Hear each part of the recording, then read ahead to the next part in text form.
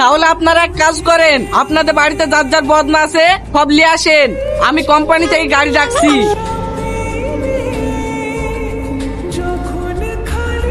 লেখ আইলা বেবি 2টো, কুদ্দুস আলী শেখ। কুদ্দুস আলী শেখ 3টি।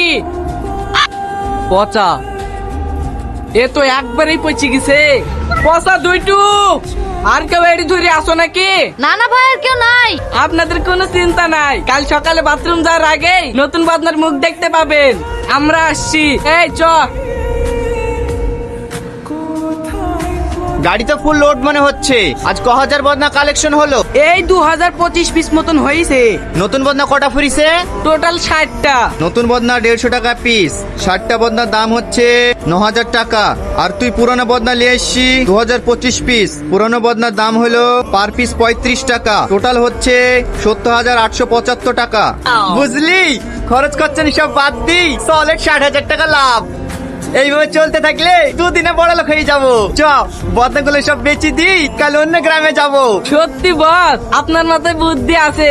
সামান্য বদনালি লাখ লাখ টাকা সিটারি করছেন।